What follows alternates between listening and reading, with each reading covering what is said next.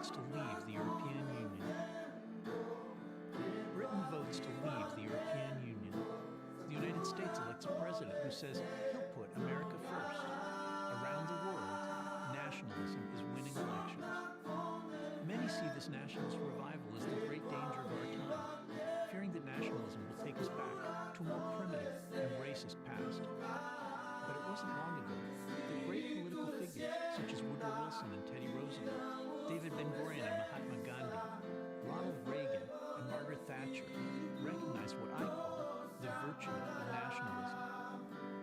So what is this virtue? A nationalist believes that the world is governed best when nations are free to chart their own independent course, cultivating their traditions and pursuing their interests without interference. Nationalism is not about racism.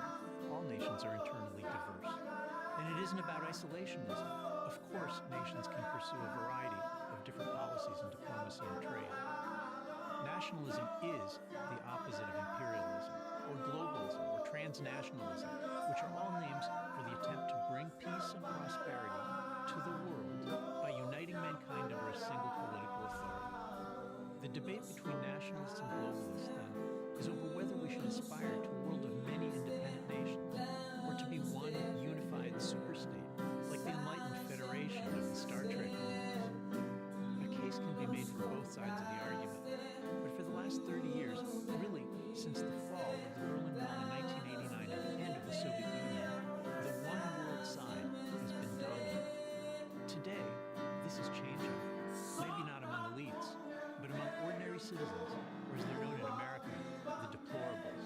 It turns out that a lot of people still think good borders make good neighbors. It's hardly surprising that people want to preserve the way of life they and their ancestors built up over centuries, the way of life they believe is best. It's human nature. Our strongest loyalties are to those who are closest to us, to our family, then the larger community or tribe, and finally to the nation. Long ago it was discovered that the key to human freedom is to build political life out of this natural loyalty. By putting decision-making in the hands of the family, the community, and the independent nation, you could get people to cooperate with one another, join in the common defense, and willingly obey law. The only alternative to this kind of community and nation-based politics is to use force, to coerce obedience. In the 20th century, communism and Nazism both sought to impose a universal vision at gunpoint. Both the communists and the Nazis were imperialists. They wanted to eliminate the independent nations of the world. Nationalism holds that borders are crucial. The border is where each nation's ambitions should stop. This idea first appears in the Bible, where Moses gives borders to Israel and tells the Jews they'll be punished if they trouble their neighbors. True to its biblical roots, the Protestant Reformation of the 16th century made the independent nation-state the political cornerstone of the modern world. When Henry VIII declared that England would no longer obey dictates from Rome, he became Europe's first true nationalist. Soon, additional nations declared their independence. The Dutch from Spain and America from Britain, to cite just two examples. The competition among these newly independent people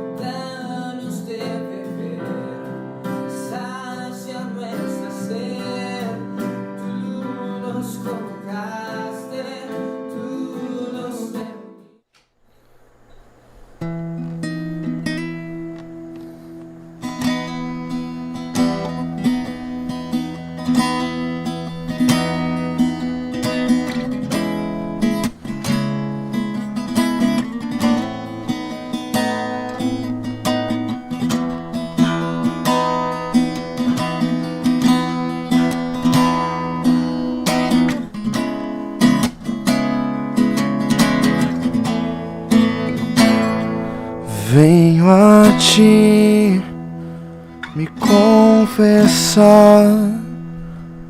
pra minha alma descansar. Sem suas mãos perdida estou, guia-me por seu amor.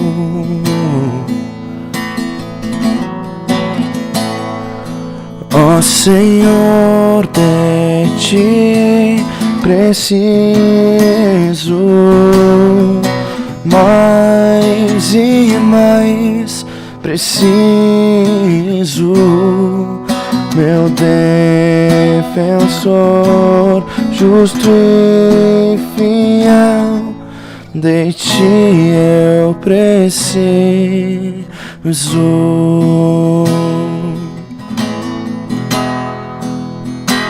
Se estou perdido, encontro a graça, e onde a graça tu estás. Se estás aqui, a liberdade, sua vida em mim é santidade.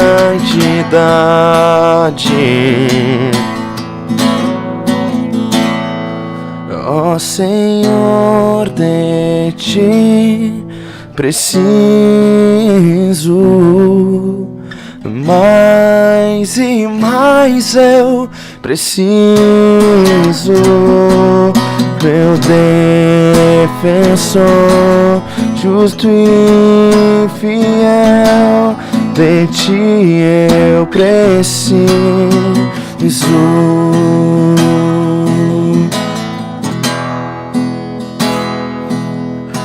E quando a tentação surgir,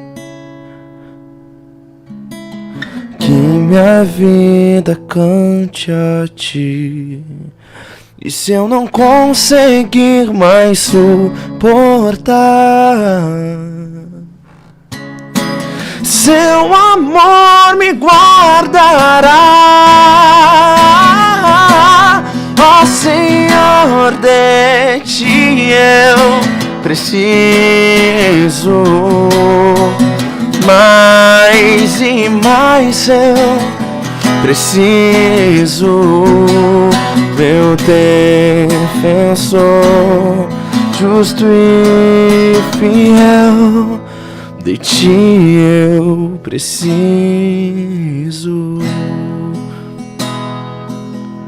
meu defensor, justo e fiel, de ti eu preciso.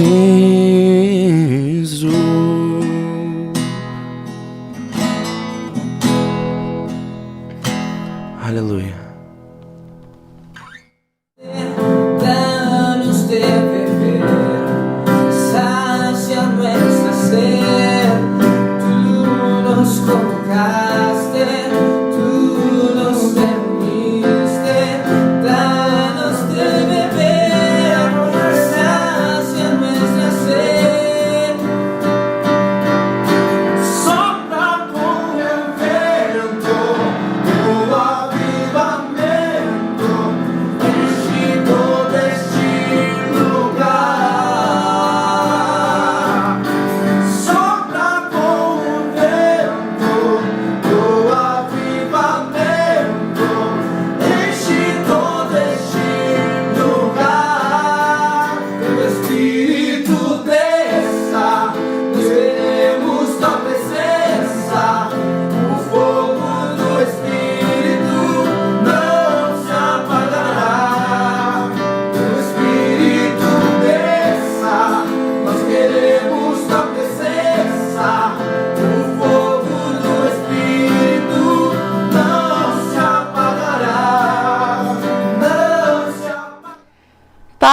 restauração e união a todos os nossos ouvintes e espectadores deste programa, mais um programa Juventude em Ação que chega aí na sua casa. Com alegria nós estamos aqui para hoje estudarmos um assunto importantíssimo.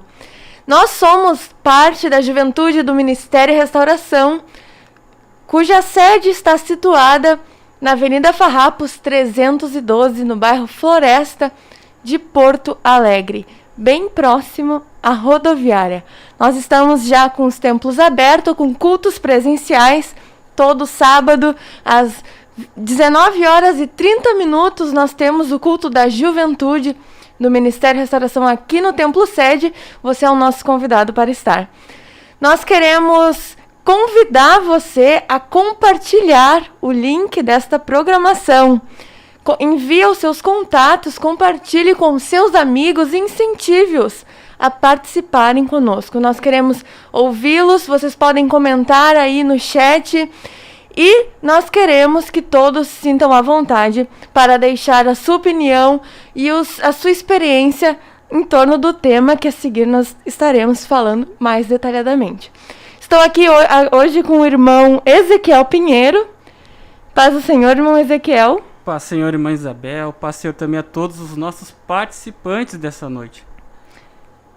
E também, irmã Isabel, claro, nós estamos retornando à programação normal.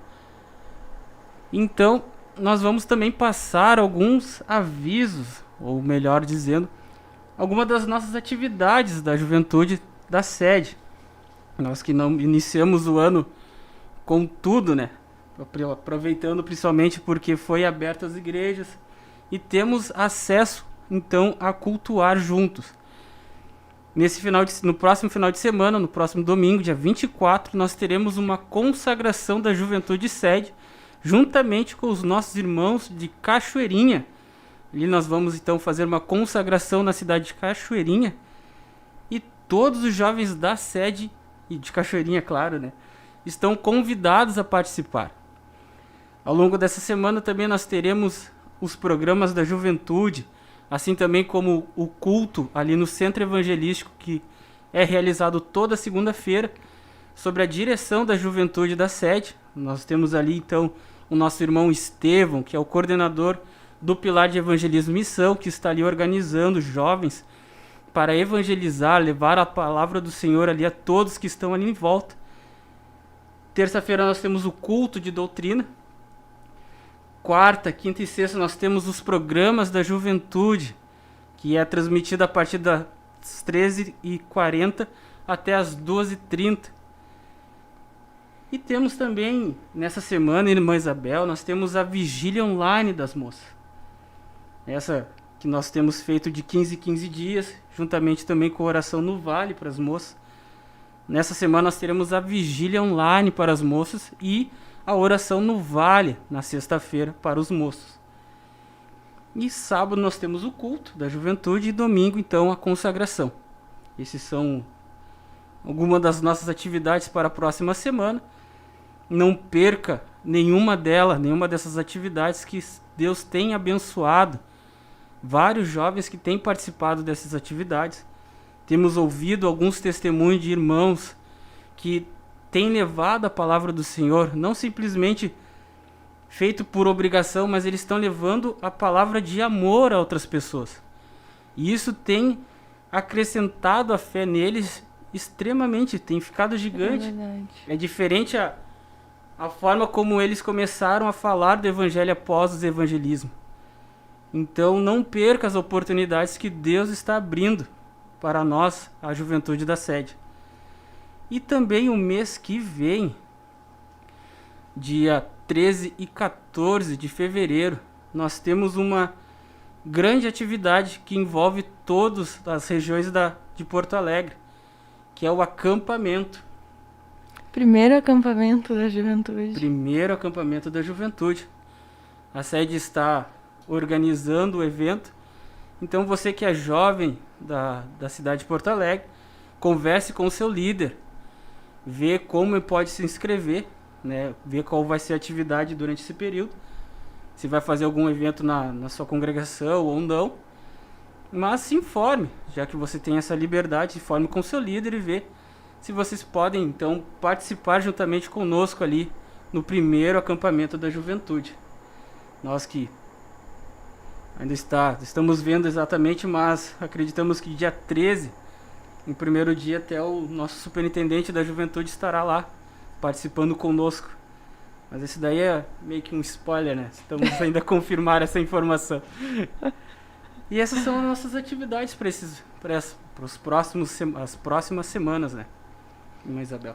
Deixamos então este convite ou uma convocação a que os jovens da sede participem e aqueles que estão nos assistindo nesse momento, mas não fazem parte do Ministério Restauração, são os nossos convidados especialíssimos para estarem conosco.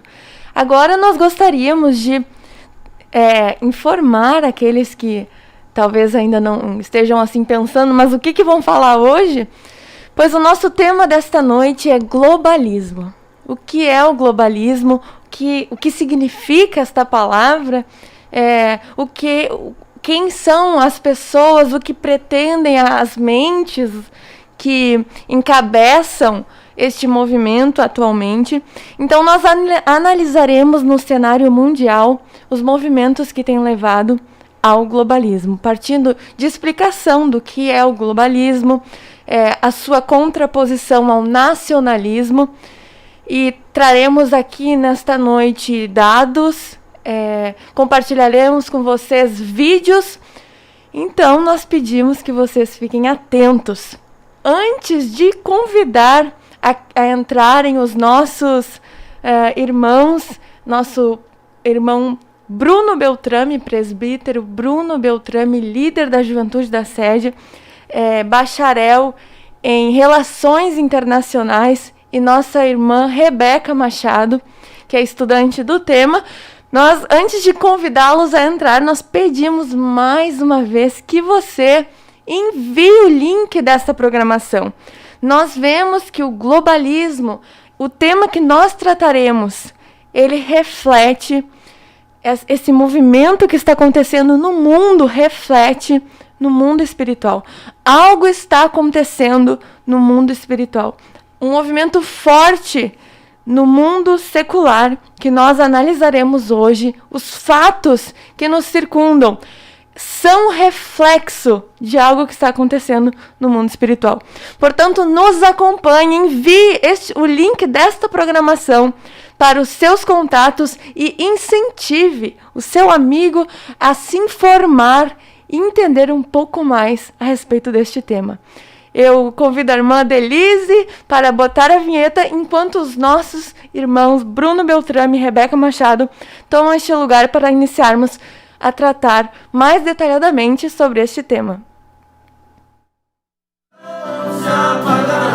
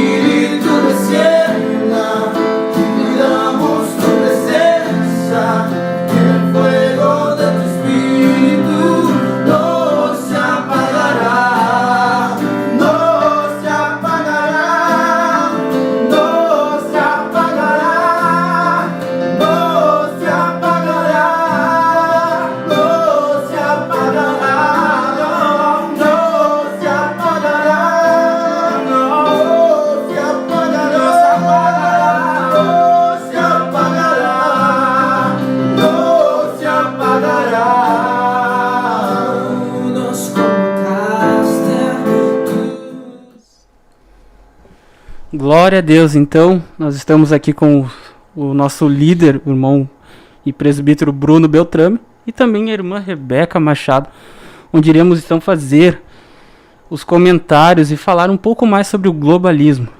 Paz, Senhor, irmão Bruno. Paz do Senhor, irmã Ezequiel, paz do Senhor, irmã Rebeca, paz do Senhor, todos os nossos irmãos. Estávamos uns dias longe de fazermos juntos a programação, mas hoje estamos aqui de volta com todos, então, para falarmos deste assunto tão importante e que tenho certeza os nossos ouvintes estão bastante interessados em não só nos ouvir, mas em participar conosco no debate acerca deste tema.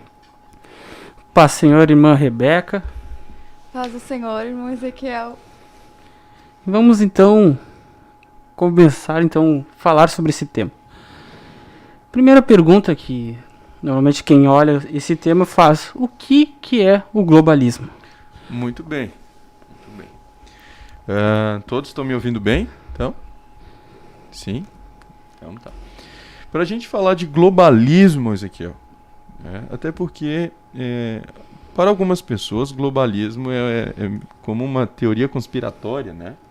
Então, para a gente conseguir explicar aos nossos ouvintes que talvez não estejam muito familiarizados com o tema ou com esse título, com essa nomenclatura, mas quando nós começarmos a explanar, com certeza vão notar que o globalismo é algo muito real, né? À medida que a gente for discutindo aqui as nuances do globalismo, ou seja, como é que ele funciona, a sua atuação, então vai ficar muito claro que não estamos falando aqui de teoria da conspiração, né, inventando história, mas algo que os grandes estudiosos, né, da sociedade, da vida em sociedade, estudiosos de ciências políticas e até estudiosos de teologia, eles têm falado a respeito deste tema. Muito bem.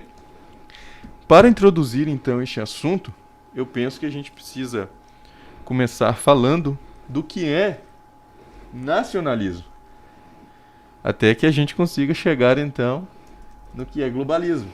Assim os nossos ouvintes vão se situando e vão compreendendo bem o que vem a ser este tema. Bom, nacionalismo, ele é um assunto que é tratado, existe a sua retratação de forma recente, ali a partir de 1648, na chamada Paz de Westfália, ou Tratado de Westfália. Mas a questão do nacionalismo, Ezequiel, Rebeca, ela também está atrelada a princípios bíblicos, né? Por exemplo, nós encontramos na palavra de Deus estabelecendo uma nação. Deus estabelecendo os limites daquela nação. E Deus foi muito claro quando falou para Moisés e para Josué quais seriam as delimitações daquela nação. E mais do que isso, é interessante para que os nossos irmãos vejam como o nacionalismo ele já vem então há milênios, né? Deus também orientou que na instituição da nação, aquela nação teria características próprias. Eles teriam um idioma, ou seja, eles falariam a mesma língua. E isso seria um fator de fortalecimento daquela nação, que estava sendo estabelecida por Deus. Como começou isso? Começou com Deus formando uma família, Abraão e Sara. E esta família foi crescendo, foi se expandindo, foi se tornando, vamos dizer nos termos antigos, um clã, até que chegou na nação de Israel. Né? Como o nosso tempo é curto, a gente vai sintetizando assim, mas vamos chegar, né, no ponto que precisamos. Então, Deus estabelece a família, estabelece este crescimento. Deus disse para Abraão: olha, eu te farei multiplicar, te farei crescer, né? Você vai... Porém, Deus nunca disse que Abraão iria dominar a terra, né? Ou seja, ele seria o dono de todas as terras. Não, Deus disse: meio de ti abençoarei todas as famílias da terra, mas não que ele dominaria a terra. Então, quando Deus estabelece a nação por meio daquele crescimento da família de Abraão, Deus, como disse, estabeleceu os limites territoriais estabeleceu ali dentro o mesmo idioma. Deus estabeleceu a cultura. Então eles todos teriam uma mesma cultura, né? Deus vai estabelecendo princípios que deveriam ser repetidos de pai para filho, dos filhos para os seus então filhos e dos avós para os netos. E assim todas as gerações manteriam coesa e centrada aqueles fatores de unificação da nação, ou seja, seria realmente uma nação, um povo que tem características próprias, que tem o seu desenvolvimento, enfim, né, características de uma nação. Até porque o conceito moderno de soberania vem dizer exatamente isso. É um povo que possui um território, que possui um idioma próprio. Então, assim vai se estabelecendo as nações. Então, primeiro a gente vê que isto é um princípio bíblico, né? Deus estabelecendo uma nação. E como falei, este termo também ele vem ser usado quando, em 1648, ocorre então a Paz de Westfália, que é o final da Guerra dos 30 Anos. A Guerra dos 30 Anos foi uma guerra entre protestantes e católicos, né? Mas ela tinha o objetivo de terminar com aquele chamado absolutismo que existia, ou seja, tudo estava centrado ali então no poder papal, né? Então, algumas nações, por exemplo, a Inglaterra, queria tomar as suas próprias decisões. Eles queriam, como povo, tomar o seu caminho, definir o seu destino, os seus rumos, né? Então foi por isso que ocorreu esta guerra. E no fim desta guerra, chamada Guerra de 30 Anos, com certeza os nossos irmãos já ouviram falar dela, então se estabelece aquilo que foi chamado de Estados-nação.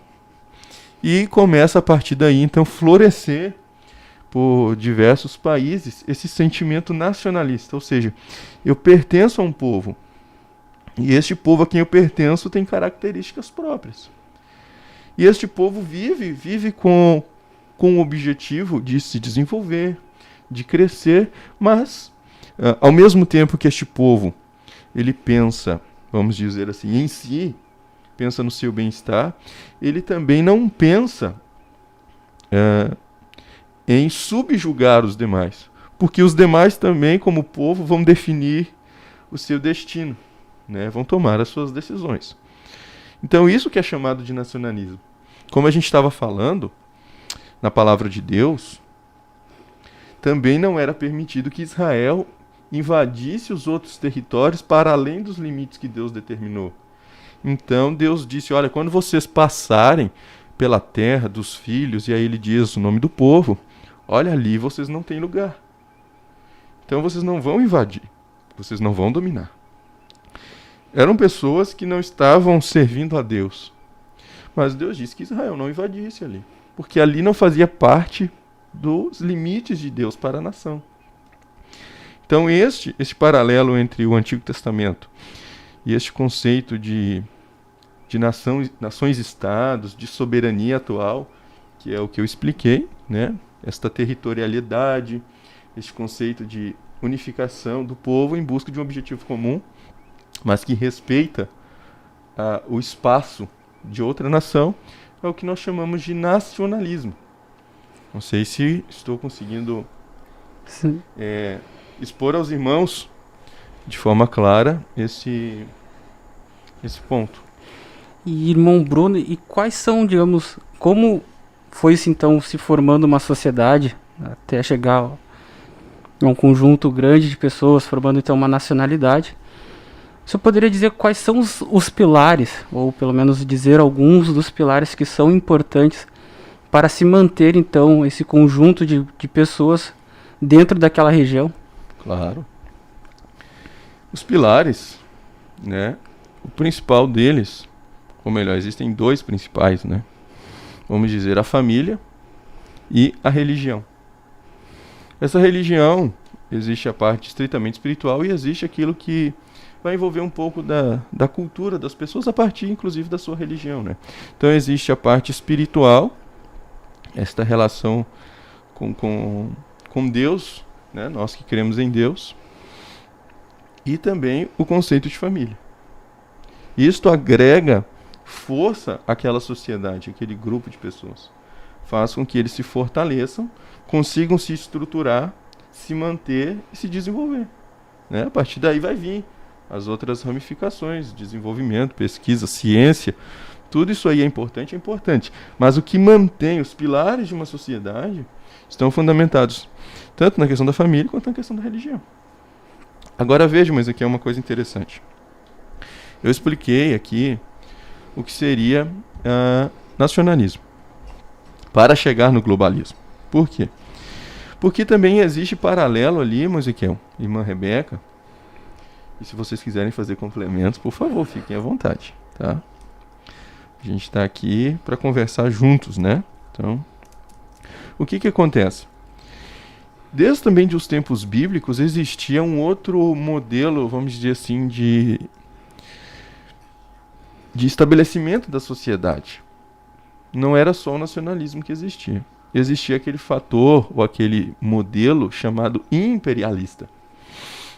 Então, eram governos que estavam dentro de determinado território, mas que eles pensavam o seguinte, que eles deveriam subjugar, ou seja, dominar os povos à sua volta, de forma que aqueles, por serem inferiores, deveriam então, pela força, se tornarem,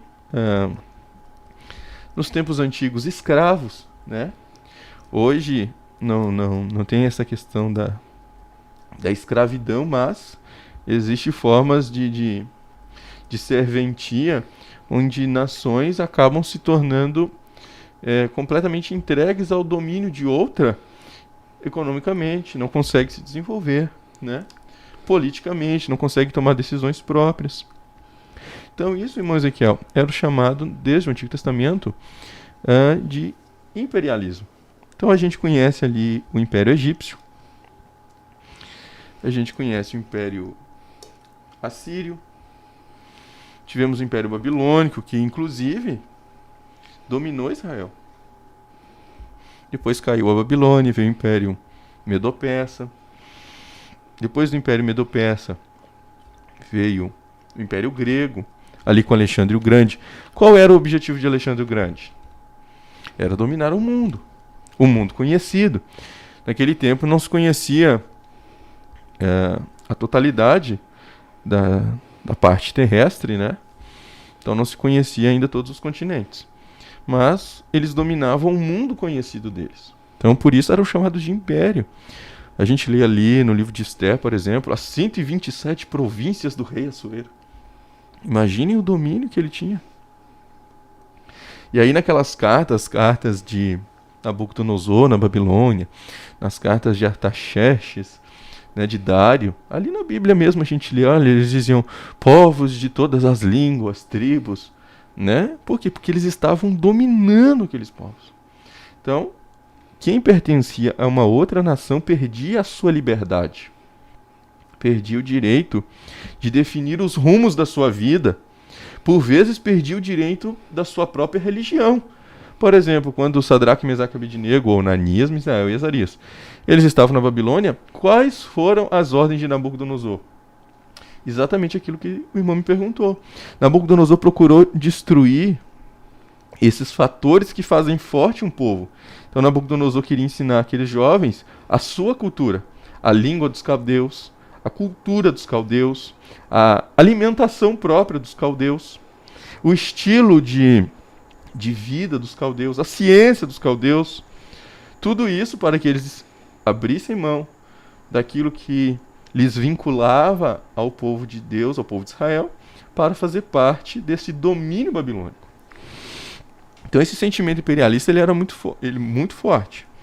Depois disso temos a mais conhecida, que foi o Império Romano. O Império Romano foi um império que massacrou muitas pessoas, né? E até que caiu. Então depois disso tivemos também o Império Otomano. Vou dar um outro exemplo. Talvez vai chamar bastante a atenção de vocês. Mais atual. Um sentimento imperialista atual. Por exemplo, quando a gente estuda geopolítica, a gente estuda a teoria do poder terrestre, que é de Alfred Mackinder. O que Mackinder dizia, esse estudioso geopolítico? Ele dizia que quem conquistasse o coração do mundo, conquistaria o mundo. O que ele estava dizendo? Que existia, ou existe, uma região da Terra, que se ela fosse dominada, quem conseguisse dominar aquela parte, teria força suficiente para dominar as demais. E esse sentimento se manifestou, por exemplo, em Hitler. O que Hitler queria? Embora Hitler dizia que pertencia a um partido nacional, as atitudes de Hitler não eram nacionais. Não é? Por quê? Porque Hitler não governava para os alemães. Hitler buscava expandir o Sacro Império Germânico, né? Essa era a intenção de Hitler. Por isso que ele, conversando ali com as autoridades de outras nações, ele sempre dizia, olha, a gente não vai te invadir. Mas o que Hitler fazia depois?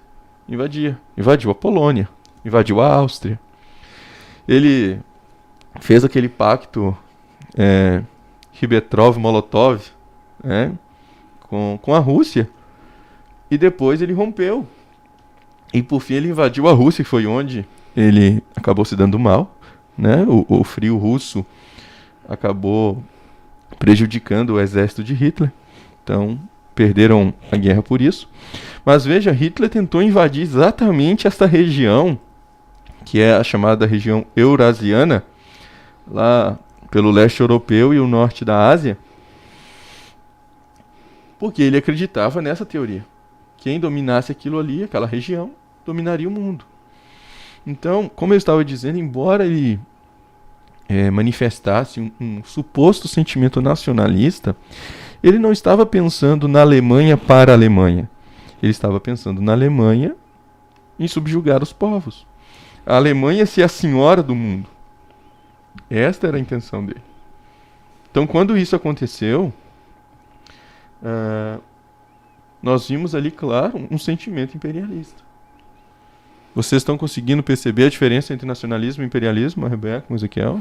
Os demais ouvintes sim, podem? Irmão Bruno, uma pergunta. O senhor nos respondeu quais são os pilares do nacionalismo e quais são os pilares do imperialismo? O que eles precisam para se manter, para conseguir ganhar espaço?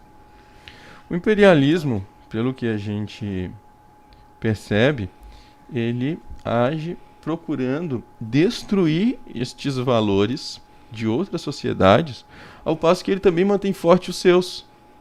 Ele procura manter forte os seus princípios nacionais e destruir princípios nacionais das outras nações de forma que elas venham lhe servir.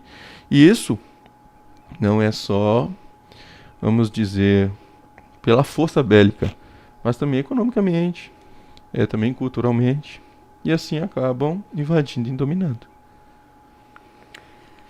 Aí sim, não sei se vocês queriam fazer uma pergunta neste meio de caminho para chegarmos ao que viria a ser então o globalismo.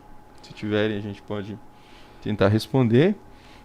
Mas o que eu acho importante a gente entender nesse princípio antes de chegar no globalismo em si, é que existe o nacionalismo. E nacionalismo não é imperialismo. Então, muitas vezes a gente confunde algo simplesmente pela aparência dela. Por isso que eu mencionei aqui o caso de Hitler. Porque Hitler pertencia ao Partido Nacional Socialista dos Trabalhadores Alemães. Mas embora ele tivesse um nome nacionalista, ele não era nacionalista, ele era imperialista. E posso dar um exemplo contrário.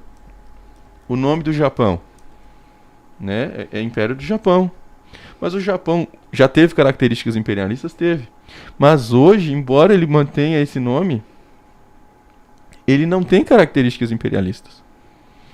O Japão atual, ele se mantém como nação. Ele procura fortalecer o Japão.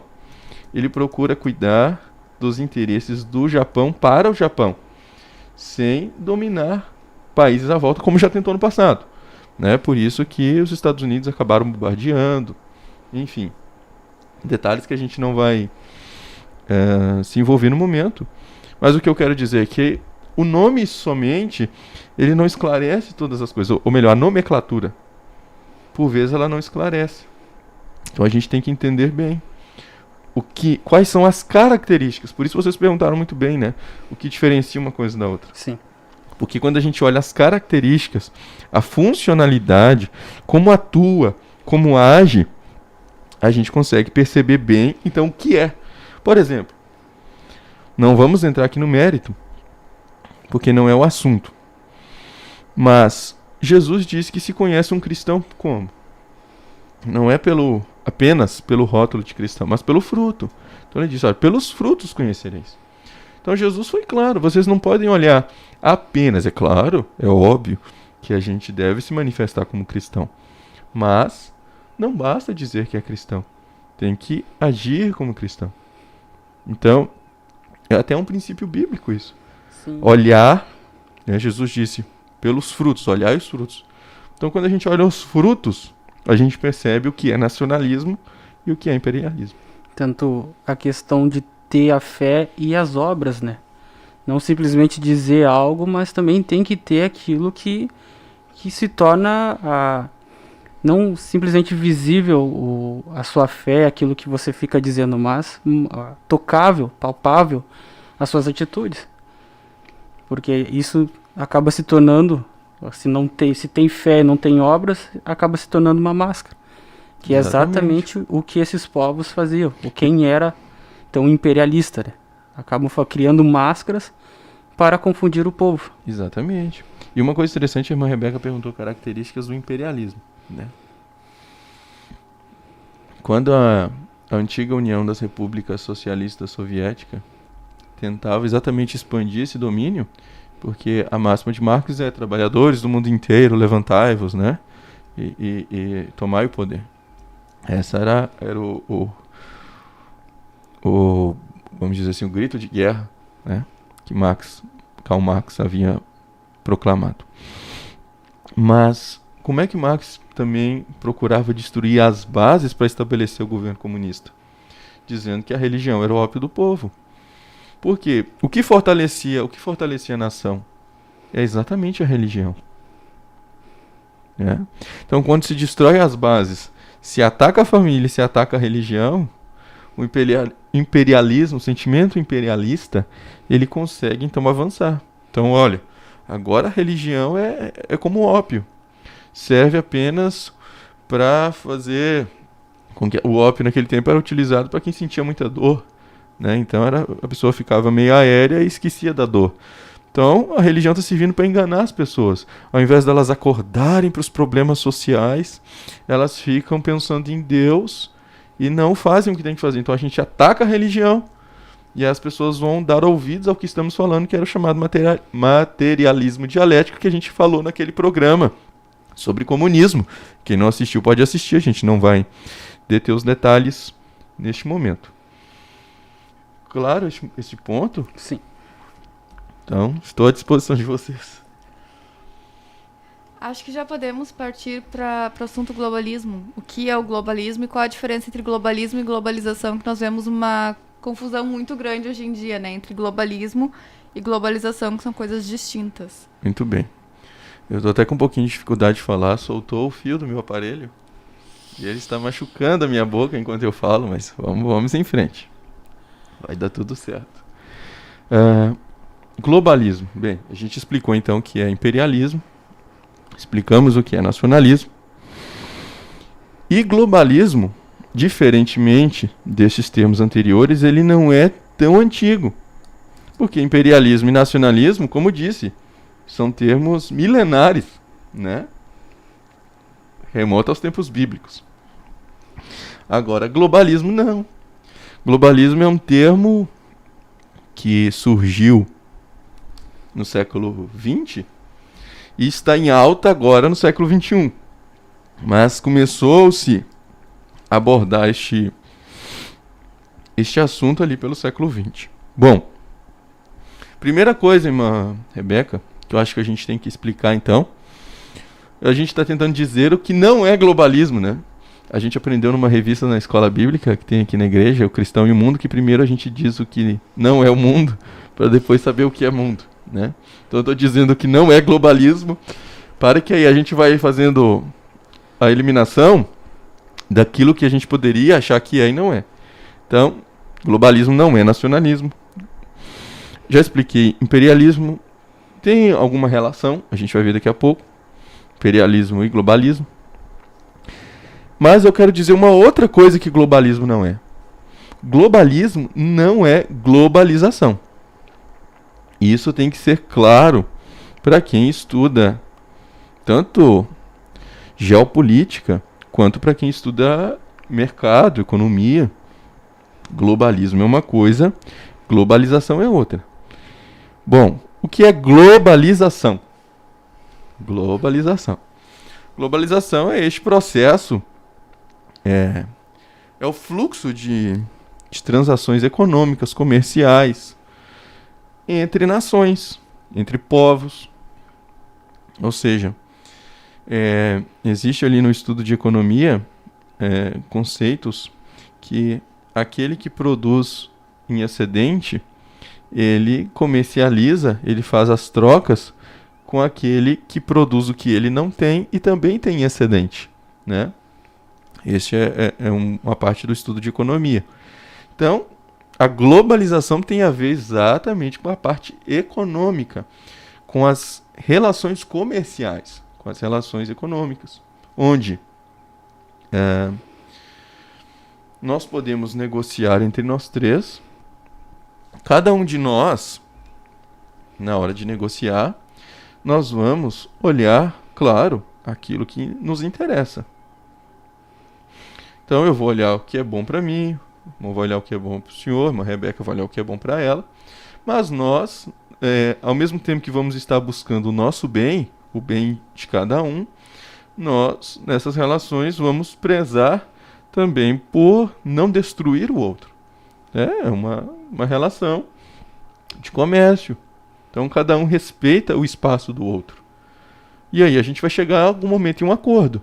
Então nós vamos estar negociando, cada um olhando o seu bem, sim, mas não buscando destruir o outro. Seria então um comércio, mas priorizando o nacionalismo. Um comércio sem colocar em risco a nação. Exatamente. Não é entregar toda a sua riqueza para outra nação. Exatamente. Sempre que uma nação, por meio das suas empresas estatais ou privadas, mas que pertencem àquela nação, ela vai estar buscando o seu desenvolvimento, o seu crescimento. Isso, assim, é uma família, as pessoas estudam, né, para se fortalecer. Não quer dizer que com isso elas vão subjugar os demais, mas as pessoas vão crescendo exatamente para ampliar as suas condições, o seu bem-estar, mas sem, com isto, destruir o outro. Então a globalização pode ser usada para o mal? Pode. Mas a globalização em si, né, ela não é o mal. Ela permite as livres trocas comerciais entre aqueles que possuem interesses. Então, ela, entretanto, né, ela age não internamente, mas para fora do Estado. Então é um país negociando com o outro. É uma nação conversando com a outra. Vamos dar um exemplo. O Brasil, ele é um ótimo produtor de soja, de arroz, né? Produz mais do que o povo precisa. Então o Brasil vai olhar para o seu povo que precisa de arroz e de soja, com certeza. Por quê? Porque os brasileiros precisam de arroz e de soja, né? Mas aquilo que não é consumido aqui, o Brasil pode vender, por exemplo, para um país, pode vender para a Inglaterra. E a Inglaterra, vamos supor que produza, agora eu não vou saber dizer algo específico da Inglaterra, vamos dizer o chá. O chá, né? Temos o chá. Nos lembramos juntos aqui do chá. Então, o Brasil vai comprar da Inglaterra aquele chá. Então isso é uma transação comercial que é global. Ou seja, não, os países conversam entre si, se alinham, se ajustam, veem o que é bom para os dois lados, né? Como tu vai comprar um carro numa revendedora, ó, o que é bom, negocia aqui, abaixa aqui, aí também por outro lado tu cede um pouco ali, fica bom para todo mundo. Isso é a globalização. Ou seja, todos os países podem conversar entre si. Até mesmo pensando, por exemplo, foi citado o exemplo de produtos que tem num país e não tem no outro. Isso. Mas quando tem também o mesmo produto em ambos os países, também eles podem fazer negociações. Podem. E aí entra a questão do Estado, da nacionalidade, deles criarem taxas para beneficiar um ou outro, mas em princípio beneficiar a si mesmo. Exatamente. Tá claro até aqui esses conceitos? Ficaram dúvidas ou alguma pergunta mais que vocês queiram fazer? Até não, sobre mas... até este ponto? Não, mas... Claro, vamos abrir também as perguntas para quem está Sim, participando, se os nossos né? ouvintes quiserem perguntar. E aí sim a gente pode então começar agora a entrar no globalismo, né? A gente fez essa introdução para esclarecer conceitos.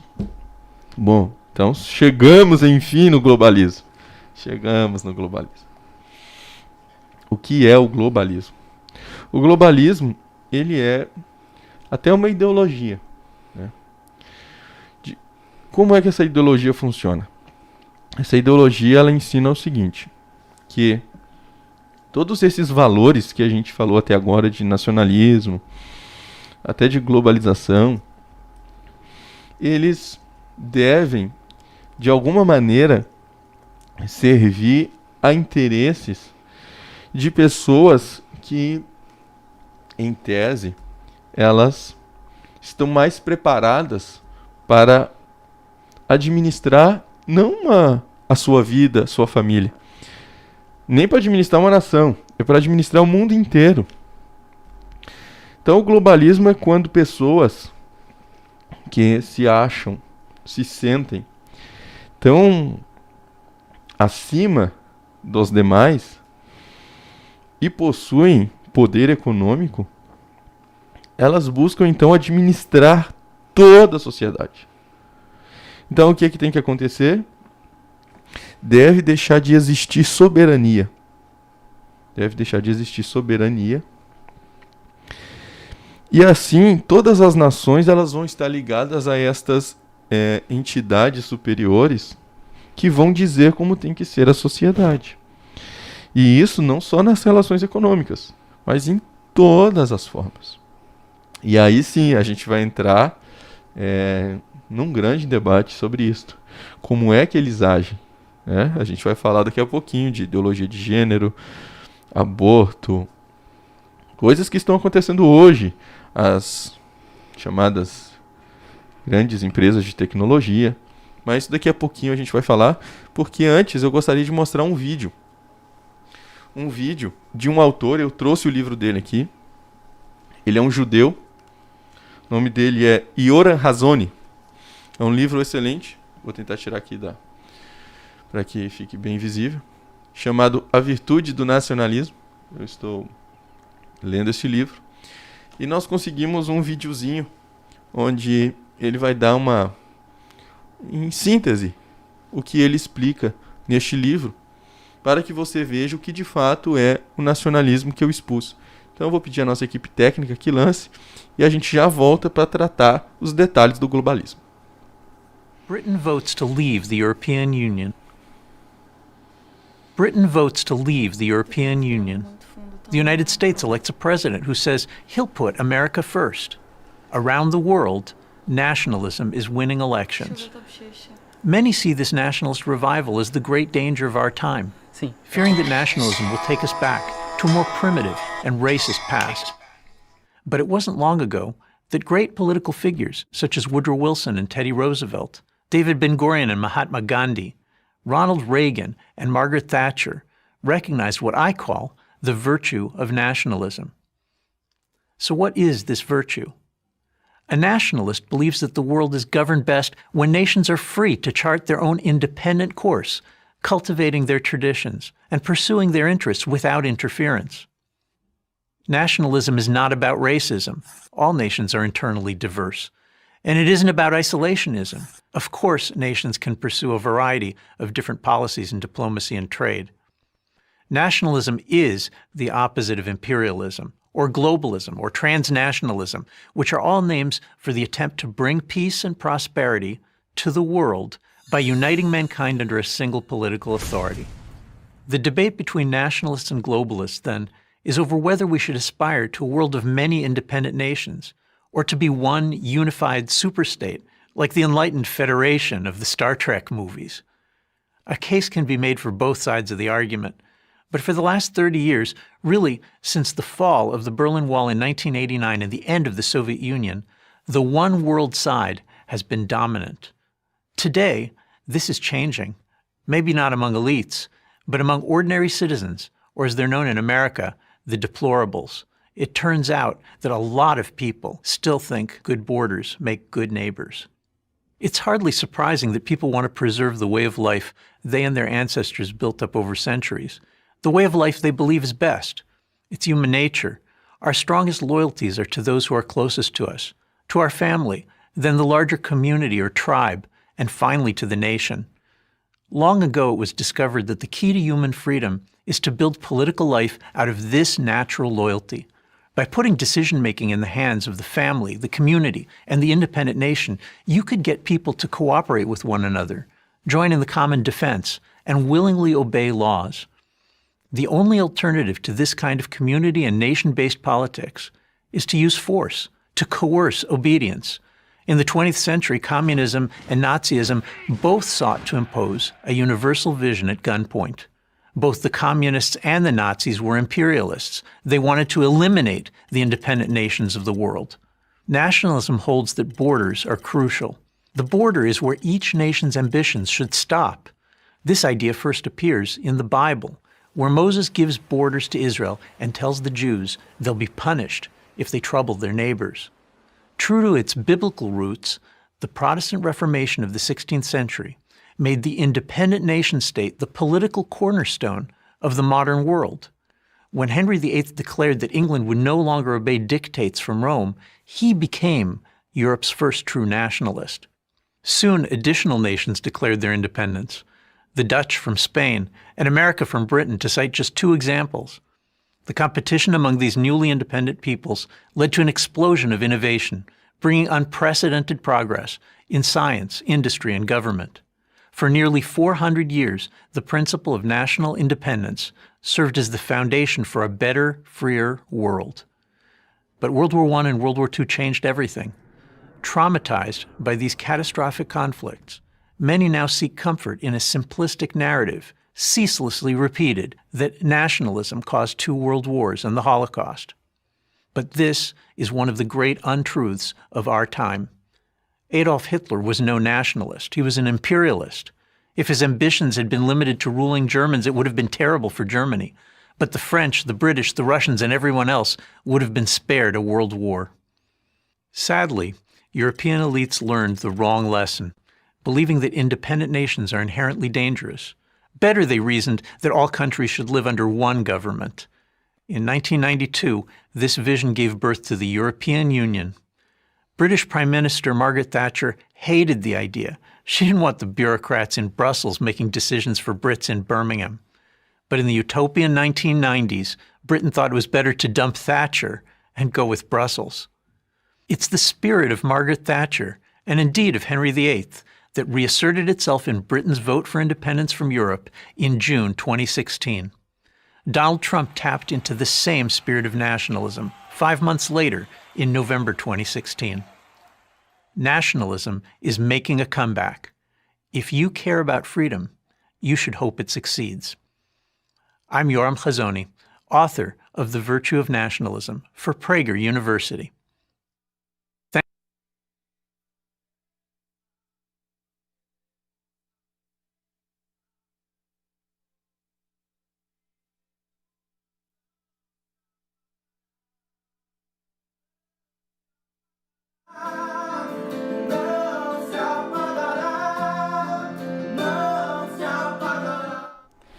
Então nós vimos um vídeo explicando um pouco sobre o globalismo, Vemos também a diferença do globalismo para a globalização e também entendemos sobre a questão da nacionalidade e imperialismo, que são algumas coisas que nós, e certamente todo mundo já estudou um pouco sobre isso, mas acaba não percebendo que isso aí tem a ver, tudo a ver com o globalismo.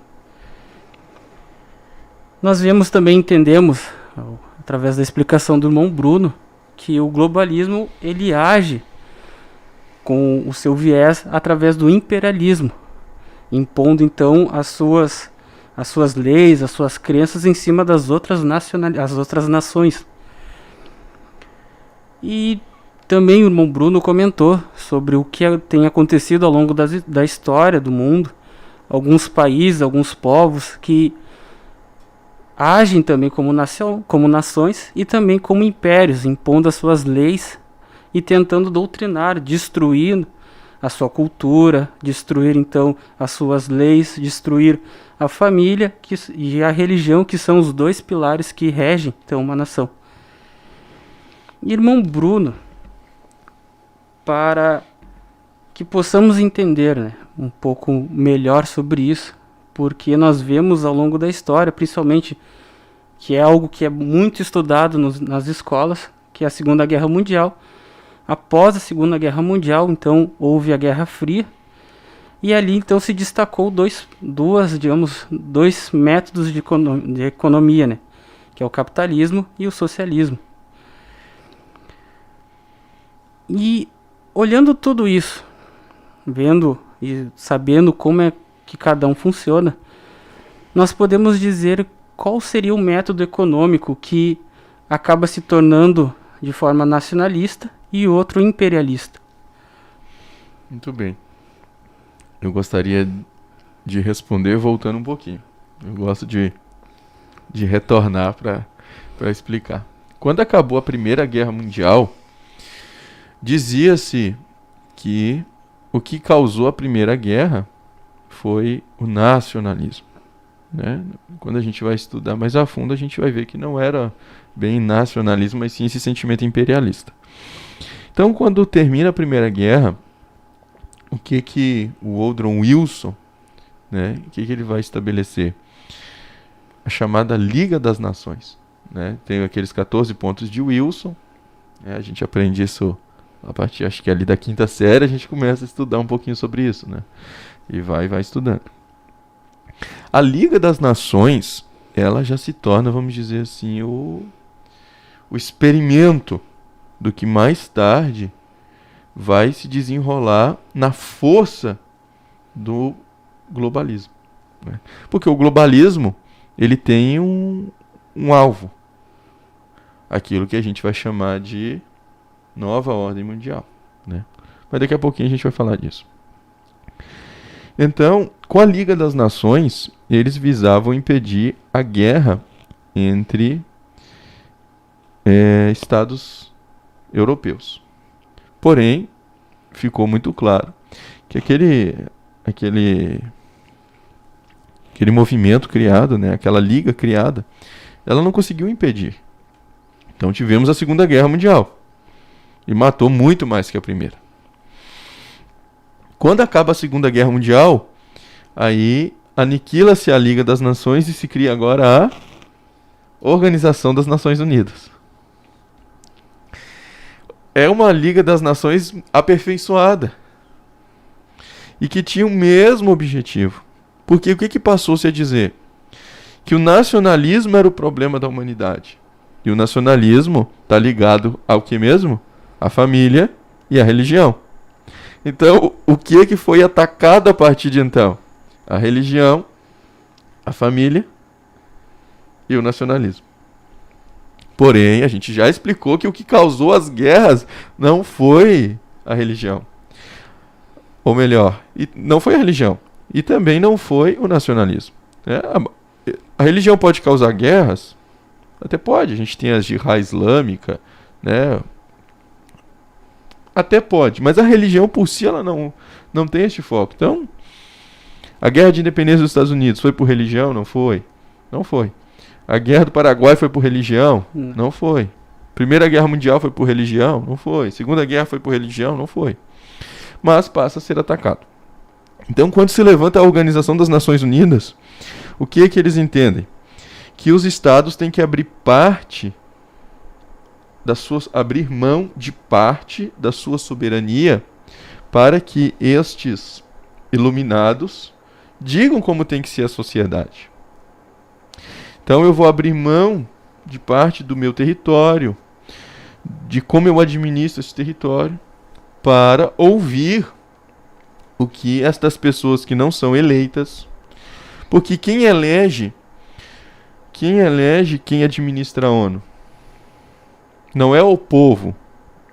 Quem escolhe aqueles que administram as organizações que são braços da ONU? Organização Mundial do Comércio, a Organização Mundial da Saúde, a Unesco, que é da cultura, as que tratam a respeito dos direitos humanos. Quem é que define essas pessoas? Quem é que as escolhe? Por exemplo, vou fazer outra pergunta. Quem é que elege aqueles que governam a União Europeia lá de Bruxelas, na Bélgica? Elas não são eleitas. Não passa pelo chamado escrutínio popular, né? Os nomes delas não são apresentados e as pessoas conhecem sua vida, sua história, sua moral, seus princípios e dizem então, a gente quer que esta pessoa diga para nós o que ela entende de bom e a gente vai fazer o que ela diz. Não é isso que acontece.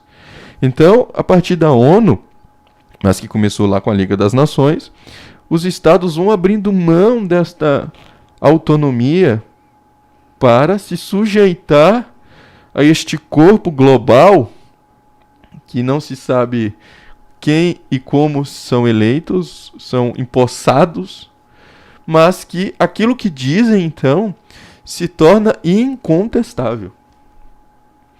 Aquilo que dizem é uma regra que ultrapassa a profundidade até dos princípios de religião das pessoas. Se tornam como dogmas dos quais não se pode abrir mão. Não se pode sequer contestar se aquilo é verdade ou não. Então as pessoas são obrigadas a abraçar qualquer resolução emitida pelo Conselho das Nações, né, por qualquer organismo da ONU, e não podem, embora se faça qualquer análise, questionar estas decisões. Apenas devem curvar a cabeça e dizer sim, nós vamos obedecer.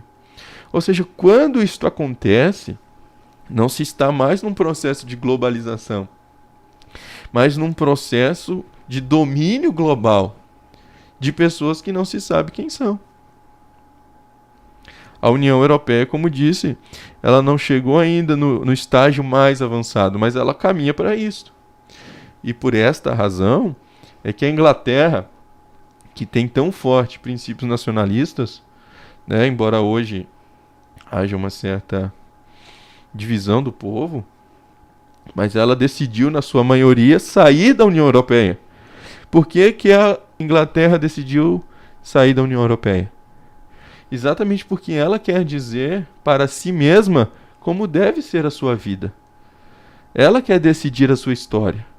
Ela quer tomar nas suas mãos as rédeas da história da Inglaterra e dizer, olha, nós queremos proceder assim aqui dentro do nosso território. Então, como já não se podia mais definir nada, apenas receber de cima de pessoas que não se sabe quem são e seguir, então houve esse movimento popular contrário à permanência da Inglaterra na União Europeia. São exemplos básicos, né, desta ação. Não sei se respondi, vamos... Sim, até mesmo falando sobre a questão de soberania nacional. Nós temos, para quem não conhece, o irmão Bruno, ele é mineiro, né? Ele vem do estado de Minas, e eu e a irmã Rebeca somos gaúchos. Então existem coisas que são peculiares ao irmão Bruno. Algumas palavras, algumas atitudes, como também é peculiar a nós, eu e a irmã Rebeca, porque somos gaúchos. Então eu não posso e não tenho como dizer assim, ó, nós vivemos dessa forma. Em pleno inverno, por exemplo, Vamos citar, né, alguns. A maioria dos gaúchos não usa tanta roupa. Aí chega o irmão Bruno e fala assim, não, tu não pode também usar muita roupa no inverno. Isso não é normal aqui. Então eu não posso impor algumas coisas que são culturais nossas em cima do irmão Bruno. Sabe, irmão Ezequiel, que é um pouco até mais grave. É quase que como o irmão dizer pra mim assim, ó, que lá no verão de Minas Gerais eu tenho que usar as roupas de frio dos gaúchos. É mais sério até do que a análise que o irmão fez. Porque é como eu dizer assim, olha, suponha que aqui seja sempre inverno e eu diga que todo mundo tem que vestir as roupas de inverno mesmo estando no verão do seu país em 40 graus. Então eu não olho como é a vida lá. Eu simplesmente digo para elas, ó, vocês têm que fazer assim porque queremos que seja assim. Então, isso está desembocando em as pessoas perderem as suas liberdades. Uma delas é a liberdade de expressão. Nós estamos vendo isso. A Rebeca tem pesquisado a respeito do tema, a gente tem visto isso aí. Está se retirando das pessoas o direito de expressar aquilo que elas pensam. Irmão Bruno, eu acho que até ferindo o nacionalismo, nós podemos pegar um exemplo muito atual, porque, por exemplo, as pessoas, elas se expressam e elegem, então, prefeitos, enfim, de acordo com a organização de cada país, governador e presidente. E aí, como o irmão falou, né, uma organização que não foi eleita, ela impede que aquela manifestação do povo se cumpra. Porque o presidente, o governante, ele tá ali para manifestar, para executar a vontade do povo. E como líder de uma organização não foi eleito pelo povo, ele faz somente aquilo que é bem aos olhos dele e o interesse que nós não sabemos quais são. Então, eles interferem no nacionalismo, interferem também na liberdade de expressão, de vontade, de escolha de um povo. Então, quando estas organizações impedem as vozes que discordam delas de expressar a sua discordância, veja, já não existe mais liberdade. Existe sim um domínio global. Então, em todos os lugares do mundo, quem pensa diferente vai sendo proibido de falar, vai sendo abafado, alguns desaparecem, enfim, são movimentos por aqueles que têm muito dinheiro, né? São chamados bilionários. A gente não consegue nem calcular o que seria tanto dinheiro. E nós vemos, irmão Bruno, que, desculpa ele interromper, vamos lá, nem sempre governantes, eleitos ou não, que vão interferir. Muitas vezes são aqueles líderes de mercado, né, os bilionários, que algum dia se utilizaram da liberdade que eles tiveram para crescer e por algum motivo, né, que eles não nos declaram, eles censuram alguns e, enfim, eu acho que a gente pode discutir a questão da censura, porque o que é uma censura? Claro. Sempre que se impede alguém de expressar aquilo que a pessoa pensa, a gente está cometendo uma censura. Existem atos que devem ser impedidos. Então, alguém está com vontade de matar, não se pode tolerar que uma pessoa mate outra, né? Mas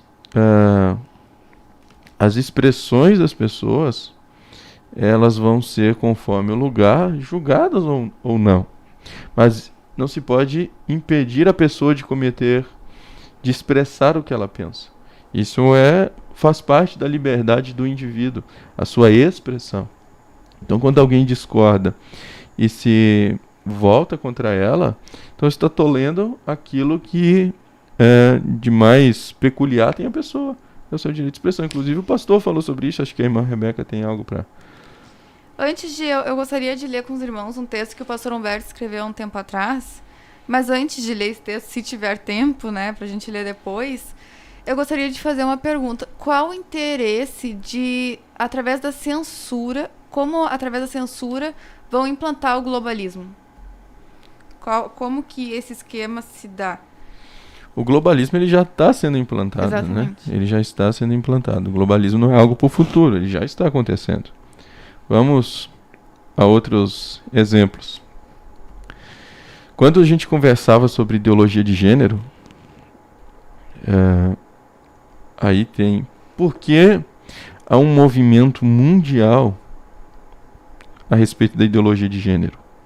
Porque estes mega capitalistas, eles financiam organizações não governamentais que buscam inserir na sociedade esta revolta contra os valores familiares e a favor, então, da ideologia de gênero.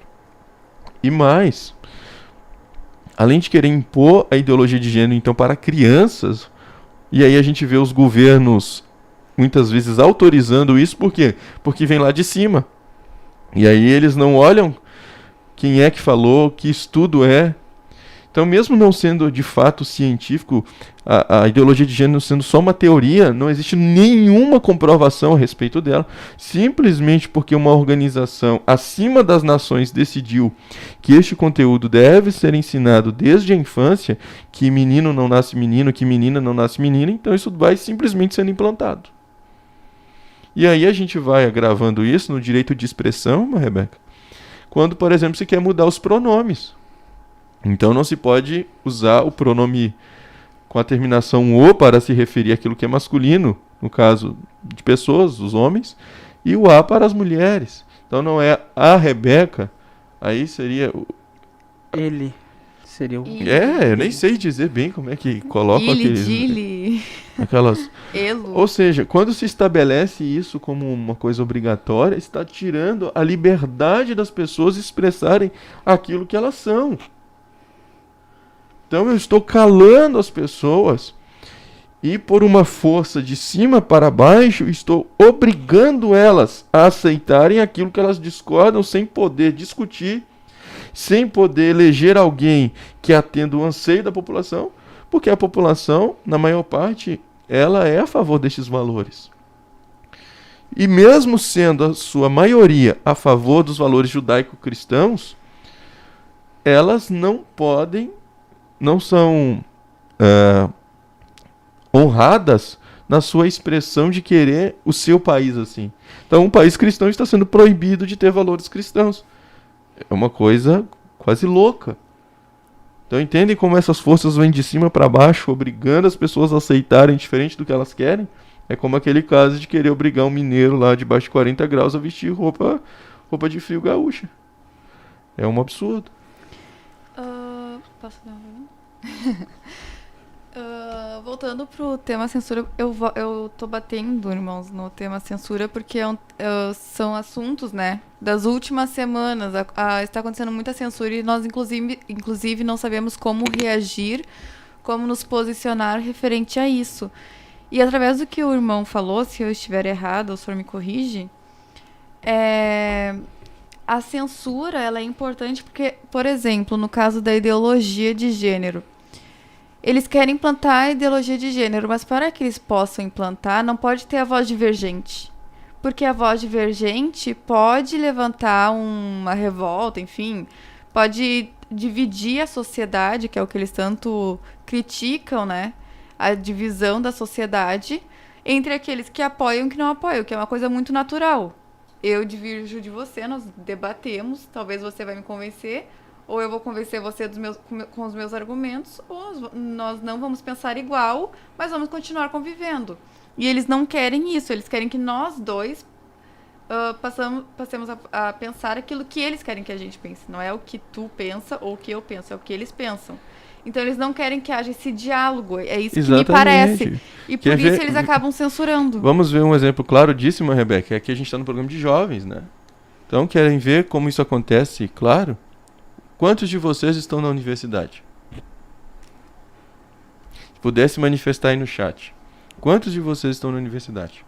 Ou já estiveram? Pode ser que tem vários formados, né? Outros estão cursando, a irmã Isabel está aqui no nosso apoio, está cursando Direito. A Rebeca ainda está cursando Pedagogia. O Ezequiel está cursando engenharia química. Eu já me graduei, mas continuo estudando, agora mais de forma online, não presencial, mas estudei os 4 anos presenciais.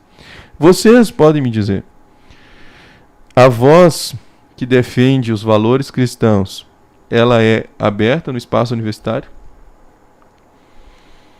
É ao menos tolerado alguém dizer que não concorda com o aborto? Existe um espaço para discutir quem é a favor do aborto e quem é contra o aborto? Ou simplesmente o aborto é pregado e quem discorda da liberação do aborto é alguém que deve ser calado a toda força? Como é que acontece no ambiente universitário? É totalmente uma censura, né? Uma censura, isso se chama censura. E a censura também vem através de narrativas, né? Então, por exemplo, as narrativas que eles colocam é que se você é contra o aborto, então você é um fascista, genocida, tudo que é ista, você é, tudo que é de ruim. São as narrativas que eles colocam. Às vezes não é nem que eles não deixam você falar. Você vai poder falar, mas você vai ser taxado de algo criminoso, porque ser genocida é um crime, fascismo é um crime. Então você se cala pelo medo.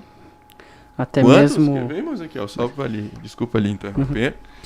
Quantos de vocês que estão nos ouvindo agora se sentem amedrontados de defender valores cristãos?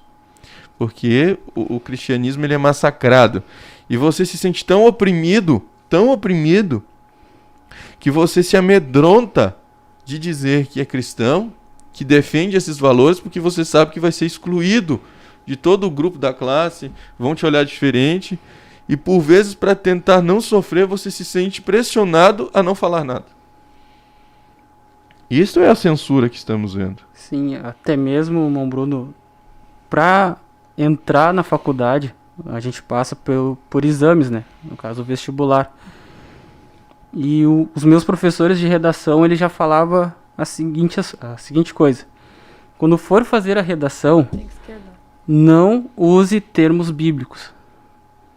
Não use. Então, eles já estavam nos fazendo abandonar todas as nossas semana crenças. Tá tendo a prova do Enem, semana que vem vai ter, não sei se a redação foi hoje, se será domingo que vem, né? Eu não estou meio por fora, mas certamente tem a redação. Não sei agora que o governo ele tende a ser mais conservador, né? Tende a defender valores judaico-cristãos. É isso que eu quero dizer quando me refiro a conservador. Então, acreditamos que não deva ter, acreditamos, né? Mas, no passado, eu fiz prova do Enem em governos que tinham inclinações globalistas e até, vamos dizer assim, comunistas, né? Tinham inclinações. E o que a gente via nas provas? Eram provas que a gente tinha que a resposta certa era aquela que defendia aquilo que era contrário aos valores bíblicos. A redação você não podia usar, como o irmão disse, termos que eram chamados termos ofensivos. Mas o que é ofensivo? É xingar? Desprezar o outro? Não, é simplesmente manifestar-se contrário. Então, se uma pessoa discorda de um casamento homossexual, então o fato dela discordar é motivo para que ela seja zerada, tenha a sua nota zerada, independente do argumento que ela use, ainda que ela não pregue a morte dos homossexuais. Não, o fato dela discordar já faz com que ela tenha que ser silenciada. E houve também provas que faziam com que o candidato ali que estava fazendo buscar ter conhecimento em práticas que são contrárias ao da sociedade brasileira. Como, por exemplo, tu saber o vocabulário de um determinado grupo, como que foi de homossexuais. Na época era travestis, né? Veja Então, o absurdo disso, é querer impor sobre as pessoas que não aceitam esse tipo de comportamento como que sendo aceitável. E mais do que aceitável, como que sendo obrigatório. Então, se cala as pessoas por essa pressão. Ou você aceita ou você é excluído. porque essas coisas em si não foram votadas, né? Não foram. Não foram nem pautadas para que o povo tivesse conhecimento. Não foi que isso discutido com a aconteceu. sociedade. E quando são discutidas, a sociedade, na sua maioria, sempre se pronuncia contra. Mas mesmo assim não são ouvidos. Então, este é o caminho. Nós, como crentes, entendemos que é o caminho do espírito do anticristo. É o caminho da vinda de Jesus. Quando o anticristo, então, vai governar a terra. Por meio daquilo que politicamente se chama de nova ordem mundial. Inclusive, a gente já vai ouvir ali o textinho que a irmã texto, pastor Humberto, que a irmã Rebeca tem para ler, mas eu quero mostrar para vocês o vídeo do futuro presidente dos Estados Unidos, Joe Biden, ele falando sobre a sua missão, que é estabelecer esta nova ordem mundial. Eu vou pedir à nossa equipe técnica que mostre para você, preste atenção nesse vídeo. Acompanhe aí, você vai poder entender daquilo que, na prática, daquilo que estamos falando. The affirmative task we have now is to actually create a new world order, because the global order is changing again, and the institutions and the rules that worked so well in the post-World War II era for decades, they need to be strengthened, and some have to be changed. So we have to do what we do best. We have to lead. We have to lead. We have to update the global rules of the road. We have to do it in a way that maximizes benefits for everyone, because obviously it's overwhelmingly in our interest.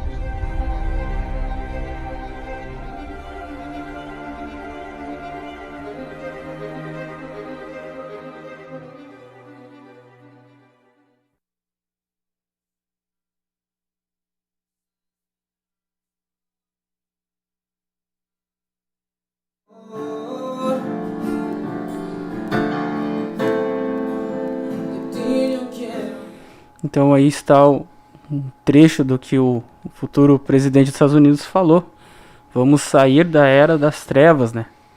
E voltar e se posicionar para uma nova ordem mundial. Mas veja, chamando era das trevas a era... O que ele chama de era das trevas? É a defesa dos valores judaico-cristãos. Não só isso, né? O direito de escolha também. E o direito de escolha, o direito de liberdade, o direito de professar que é cristão, de cultuar a Deus. Então isso para eles é a era das trevas. E estabelecer essa nova ordem mundial, né, esse governo onde o mundo inteiro vai seguir este mesmo comportamento, sem que as pessoas possam então optar ou não. Né? É algo terrível que está acontecendo, é algo terrível. E nós estamos aqui nessa programação para que você jovem, você ore sobre isso, você jejue sobre isso.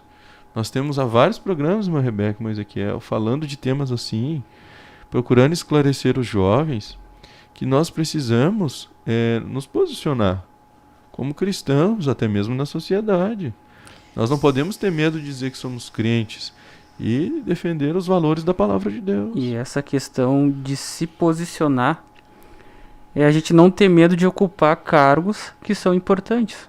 Exatamente. Porque justamente este governo e essas censuras, tudo isso está sendo impondo na juventude porque tem pessoas que estão na liderança que estão aceitando esse pensamento.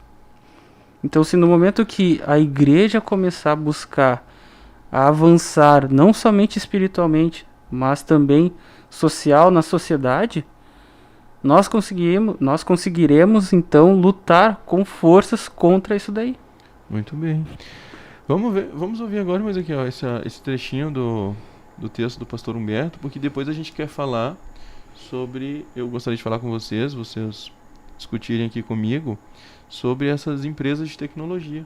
A gente tem uns dados bem interessantes aqui. Fique ligadinho, a gente tem dados interessantíssimos para você. Mas o texto também é muito importante, a expressão que o pastor nos traz. Mas a Rebeca pode ler para nós. Bom, vou ler então, vou tentar ler o mais rápido possível. O nome do texto é a Força do Pensamento e o Pensamento da Força. Se alguém quiser depois, a gente pode compartilhar. Tendo chegado o rei Davi a Baurim, eis que dali saiu um homem da família da casa de Saul, cujo nome era Simei. Saiu e ia amaldiçoando, Fora daqui, fora, homem de sangue, homem de Belial. Então Absai, filho de Zeruia, disse ao rei: Por que amaldiçoaria este cão morto ao rei, meu senhor? Deixa-me passar e lhe tirarei a cabeça. Respondeu o rei: Que tenho eu convosco, filhos de Zeruia? Ora, deixai-o amaldiçoar. 2 Samuel 16, 5, 7, 9 ao 10. Então o pastor Humberto começa a escrever. Esse relato sobre Davi, o maior rei guerreiro de Israel, nos traz uma lição profunda. Para defender sua pátria, Davi era implacável. Porém, quando alguém do seu próprio povo o amaldiçoou, ele não permitiu que seu general Absai tolhesse a liberdade de expressão da oposição representada pela família do rei Saul que o antecedera. Considerando que o fato se deu há mais de 3.000 anos, quando o rei era o Estado, é impressionante tal atitude. A essência do homem é a sua alma, o seu pensamento. Penso, logo existo. E a palavra é a expressão do pensamento. Querer tolher a palavra é querer tolher o pensamento.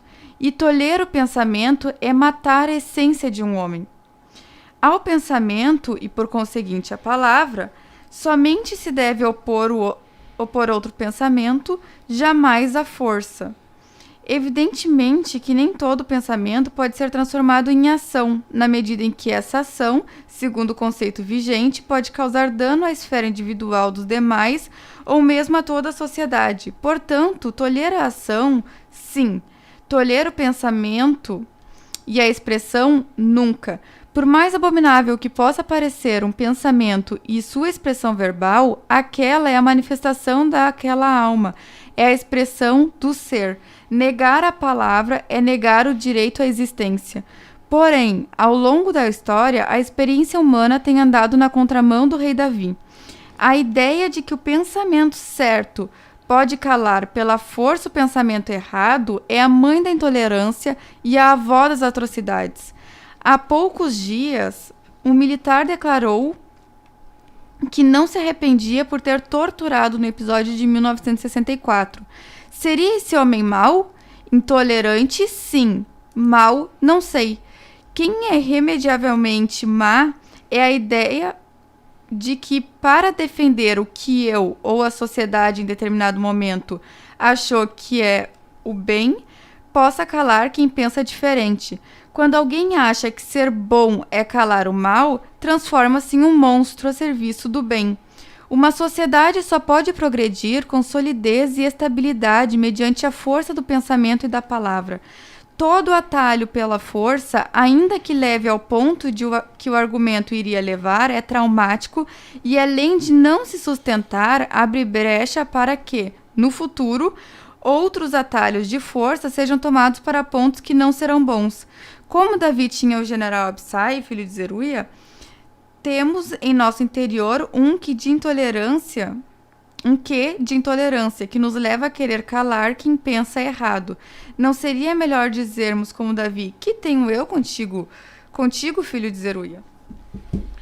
Exatamente. E veja, irmã Rebeca e Ezequiel, que isso, em um texto de 2014, mas a gente enxerga tão real quanto o dia de hoje, né? Por exemplo, estávamos falando aí das grandes empresas de tecnologia chamadas Big Tech. O controle que elas têm sobre o mercado da informação. Temos alguns dados aqui, vejam. A Amazon, ela tem o controle sobre 33% dos serviços de infraestrutura em nuvem, conforme dados aí do segundo trimestre de 2020. A Microsoft Azure tem 18%.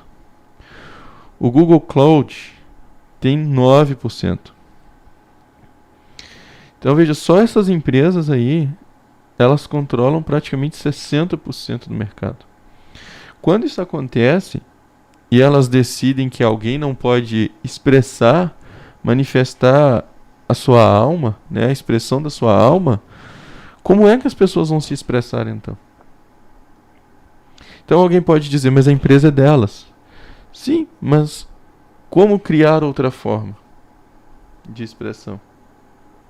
Então se elas silenciam, se elas que controlam silenciam, então não há até o momento, outra forma de se expressar. E cumpre-se, então, aquilo que a gente está comentando. Este controle, então, tudo que é contrário vai sendo eliminado. Todo pensamento contrário vai sendo banido. Daí a pouco está todo mundo falando a mesma coisa. Só que uma mesma coisa onde não se pensa. Já foi comprovado, existem estudos mostrando isso, que a falta da dialética, ou seja, de contrapor pensamentos, acaba reduzindo o desenvolvimento, o crescimento, né? O pensamento, a pessoa, em outras palavras, né? Eu estou tentando moldar a palavra aqui, mas o que os estudos estão mostrando? Que a pessoa vai ter dificuldade de ser mais inteligente, né? Infelizmente. Por quê? Porque esse contraponto nos força a melhorar nossa argumentação. Ou, se for o caso, se aquele ponto estiver errado, a passar a pensar de outra forma. Ou seja, ou tu fortalece o argumento, ou tu vai rever, melhorar ou mudar. Então, essa possibilidade dos pensamentos conversarem faz as pessoas se tornarem mais inteligentes. E isso está sendo tolhido. Isso está sendo afastado. Então, todas essas mudanças, questões de aplicativo que saíram agora nos últimos dias, né? Tudo isso está acontecendo exatamente para sufocar a expressão das pessoas. E o que está por detrás disto? O movimento globalista. Não só isso, mas se pararmos para analisar o que tem acontecido ao longo dos anos, eles abriram a oportunidade de todo mundo se expressar. Então, quem é conservador pode falar, quem é liberal pode falar, quem é totalmente aberto a outros pensamentos também pode falar. Mas ao passo que depois que ele abriu então esse diálogo, esse espaço para que todos possam falar, ele começou então a ser seleto na escolha do que cada um, o que todos eles podem falar. Então, hoje nós começamos a ver um pouco menos sobre temas bons, temas saudáveis ou que abrem a discussões.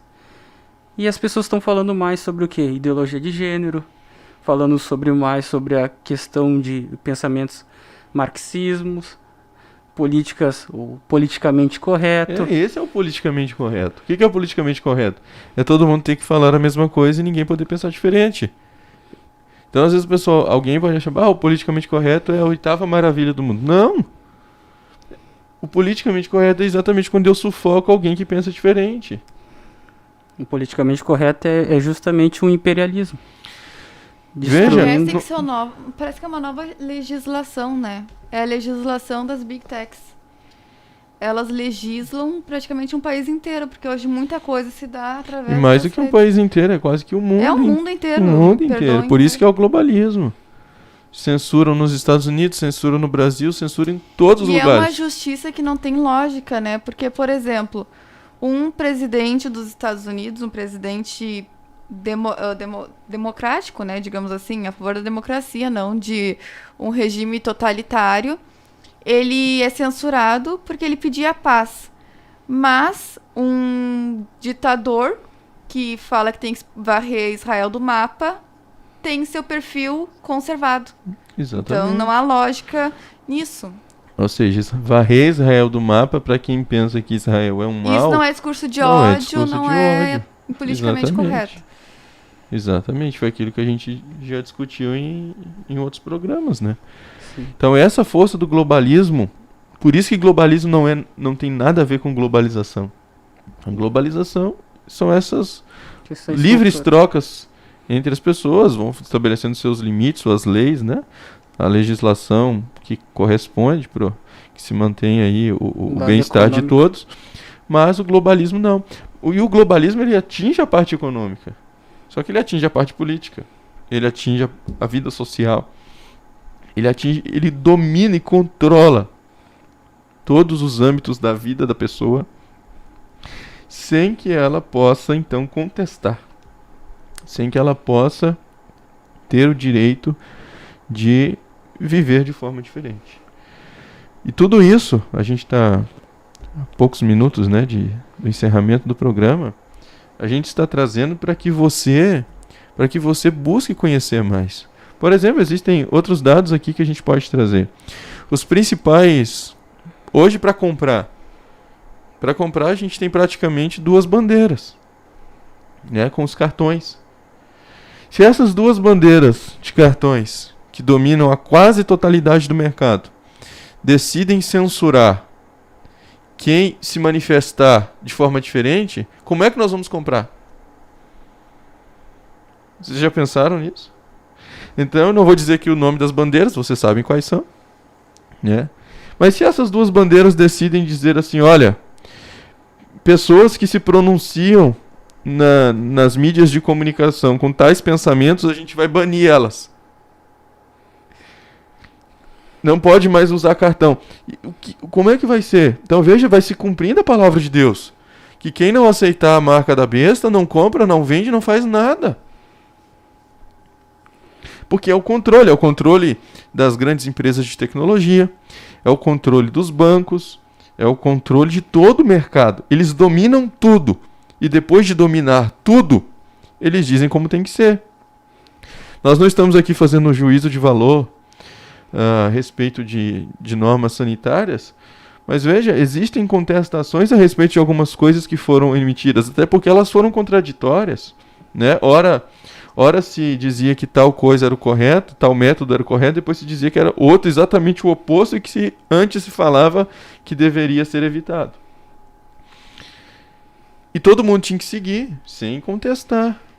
Ou seja, não existe a possibilidade, quando esse governo, à medida que esse governo vai tomando conta, essa força, essa onda vai tomando conta, ela vai envolvendo as pessoas, e as pessoas não conseguem reagir. Mas nós que temos o Espírito de Deus, nós que somos crentes e temos o Espírito Santo, jovens, nós temos que reagir como jovens. Você tem que ter a sua posição, não se deixar levar e orar e, como nós estamos dizendo, ter a sua posição. Né? A gente não vai sair brigando, matando de forma alguma. Nós somos crentes.